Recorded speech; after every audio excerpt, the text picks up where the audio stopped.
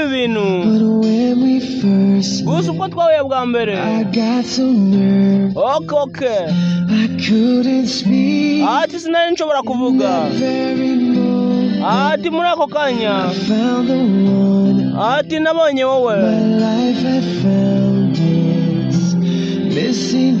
Ati gusa nasanze ubwonko bwaraburaga ibice. Ati rero ni kubaho uko nkukunze. Ati nijoro rizadufasha.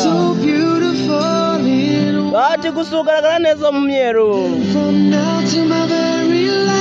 Ati kandi kuvuga kugeza kubwo nzamuka umwuka wa nyuma. Okay, ati ravuga ati ugaragara neza mu myeru umunsi cyane.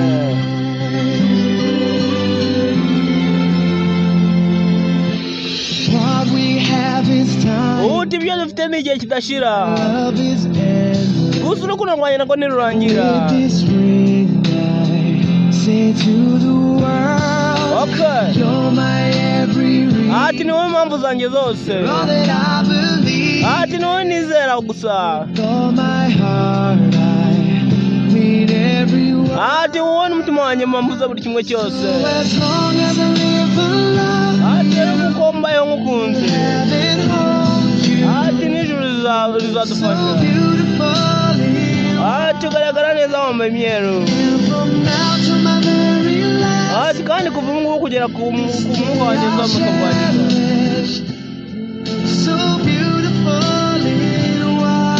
Ati ugaragara neza wambaye imyeru. Okay, mbibutse uyu ni Victor na Mike.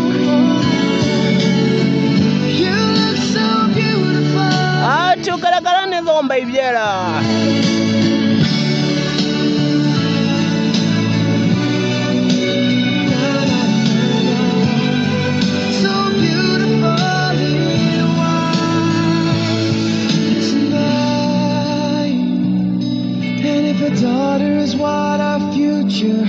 Ati kandi mukobwa wawe nawe naza mu ejo hazaza.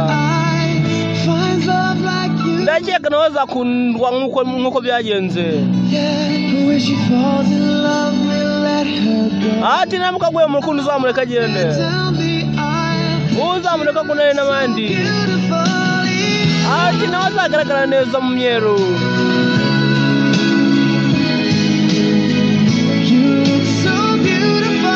Ati nawe ugaragara neza mu myeru. Ati rero urukundo nkukunda. Nijoro rizadufasha. Ati koko ugaragara neza mu myeru.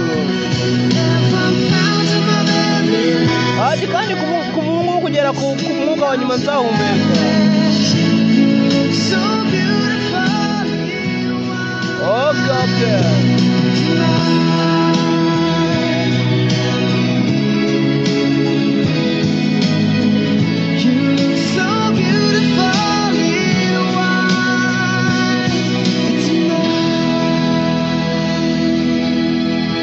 Victor on the mic.